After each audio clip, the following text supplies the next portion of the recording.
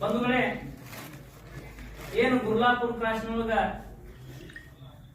ಅದನ್ನ ಏನ ಆ ಒಂದು ಹೋರಾಟದ ರೂಪುರೇಷೆಯನ್ನ ಮಾಡಾಕ ಸಾಮಾನ್ಯ ರಾಜ್ಯಾಧ್ಯಕ್ಷರು, ರಾಜ್ಯ ಟೀಮಾ, ಜಿಲ್ಲಾ ಟೀಮಾ ಕೂಡಿಸಿದಾಗ ನಾವು ಕಾಳ ಏನು ಜನ ಇದ್ದಿದ್ದಿಲ್ಲ, ಒಂದು 10-15 ಜನ ಅಷ್ಟ ತಿಳ್ಕೊಂಡು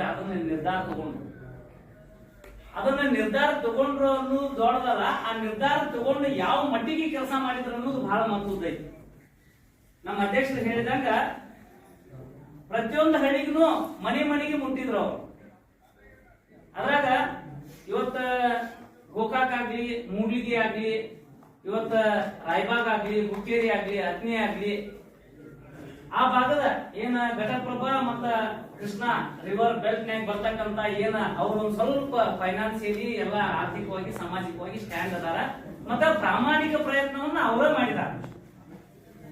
ನಾ ಇದನ್ನ ಯಾಕೆ ಹೇಳಾಕತ್ತೀನಿ ಅನ್ನೋದು ಮುಂದೆ ನಿಮ್ಗೆ ತಗೋತೀನಿ ವಿವರಣೆ ಒಳಗ. ಅದನ್ನ ನಮ್ ಭಾಗದಾಗ ನಮ್ಮವರು ಹೋಗಿದೀವಿ, ಆದ್ರೆ ಅದಕ್ಕ ನಮ್ಗ ಅದ ಕಾಂಟ್ರಿಬ್ಯೂಷನ್ ಕಮ್ಮಿ.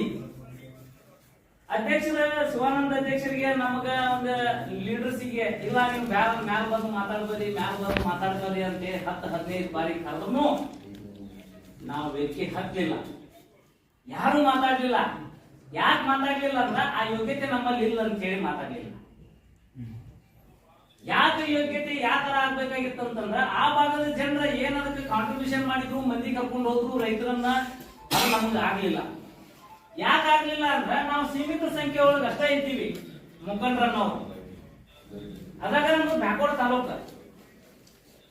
ಅದಕ್ಕ ನಾವು ಒಂದು ಏನಾರ ಸಾಧನೆಯನ್ನ ಮಾಡಿದ ಅಂತ ಒಂದು ವೇದಿಕೆ ಒಳಗೆ ಮಾತಾಡ್ಬೇಕು ಅಂತ ಹೇಳಿ ನಮ್ಮ ಅಧ್ಯಕ್ಷರಂದ್ರ ಮಾತಾಡುದ್ರಾಗ ನಾವು PhD ಅವ್ರ ಶಿಷ್ಯರಾಗಿ ಶಿವಾನಂದ ಅಧ್ಯಕ್ಷರು ನಾವು ಮಾತು ಕೊಟ್ರ ನೀವು ನೀವು ಯಾವ ಊರಿಗಾರ ಕರೆಸ್ರಿ, ನೀವು ಎಜುಕೇಶನ್ ಡಿಪಾರ್ಟ್ಮೆಂಟ್ ತಗೊಂಡ್ರಿ, ಫೈನಾನ್ಸಿಯಲ್ ತಗೋರಿ, ನೀವು ಸಾಮಾಜಿಕವಾಗಿ ತಗೋರಿ, ರಾಜಕೀಯವಾಗಿ ತಗೋರಿ.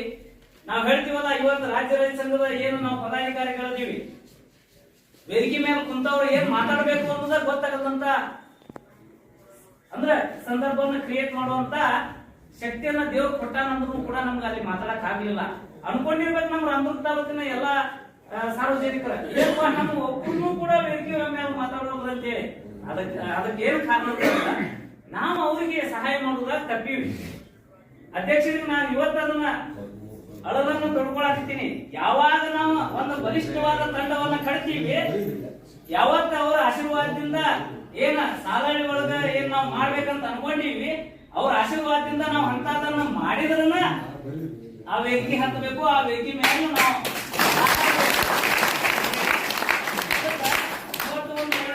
ಘೋಷಣೆ ಮಾಡಿದೀವಿ. ಇಲ್ಲಿವರೆಗೂ ರೈತ ಸಂಘದಾಗ ಅದನ್ನ ಮಾಡಕ್ ಆಗಿಲ್ಲ ಯಾರಿಂದನೂ. ಆದ್ರೂ ಇವತ್ತ ಸನ್ಮಾನ್ಯ ಎಲ್ಲಾ ಗಣ್ಯರ ನೇತೃತ್ವದಾಗ ನಾವು ಮಾಡಿದೀವಿ. ಏನು ಒಂದು ಬೆಳೆದಂತ ಬೆಳೆಗೆ ಉಗ್ರಾಣ ಕಟ್ಬೇಕನ್ನೋದು. ನಿಮಗೆ ಇನ್ನೊಂದು ಒಂದು ಉಗ್ರಾಣ ಕಟ್ತಾರ ಅಂತಂದ್ರೆ ನೀವು ಸುಮಾರು ತಿಳ್ಕೊಳಕ್ ಹೋಗ್ಬೇಡ್ರಿ. ಆ ಒಂದು ಹೈವೇ ಅಲೈನ್ಮೆಂಟ್ ನಾಗ ಒಂದು ಉಗ್ರಾಣ ಕಟ್ಬೇಕಂದ್ರೆ 1 ಎಕರೆಕ ಸುಮಾರು ಸಾಧಾರಣ ತಗೊಂಡಾರಂದ್ರೂ 1 ಕೋಟಿ ರೂಪಾಯಿ ತಗೊಳಕತ್ಯಾರ. ಸುಮಾರು 1 ಎಕರೆ 2 ಎಕರೆ ಬೇಕು ಅದಕ್ಕ ಒಂದು ಉಗ್ರಾಣ ಮಾಡ್ಬೇಕಂತಂದ್ರ. ಅದನ್ನ ನಿರ್ಮಾಣ ಮಾಡಾಕ 1 ಎಕರೆಕ 1 ಕೋಟಿ ರೂಪಾಯಿ. ಅದ್ರಾಗ ನಾವು ಎಣ್ಣೆ ಮಾಡಿಸಿ ಕಟ್ಬೇಕ. ಎಣ್ಣೆ ಮಾಡಿಸಿದ್ದಕ್ಕ ಮಾನ್ಯ ಅಧ್ಯಕ್ಷರ ಬಿಜಾಪುರ ಜಿಲ್ಲಾಧಿಕಾರಿ ಹೆಂಡತಿಯವರ ಹೆಸರಲ್ಲೇ, ತೇಲಿಯವರ ಹೆಸರಲ್ಲೇ 1 ಎಕರೆ ಜಮೀನ 5 ಕೋಟಿ ರೂಪಾಯಿ ಕಿಮ್ಮತ್ ಆಗ್ಯದ್ರಿ. ಈಗ ನಾವು ಕಟ್ಟುದು 2 ಎಕರೆದಾಗ 5 ಕೋಟಿ ರೂಪಾಯಿ ಅಂದ್ರೆ 10 ಕೋಟಿ ರೂಪಾಯಿ ಬರೀ ಜಾಗ ಹೋತ.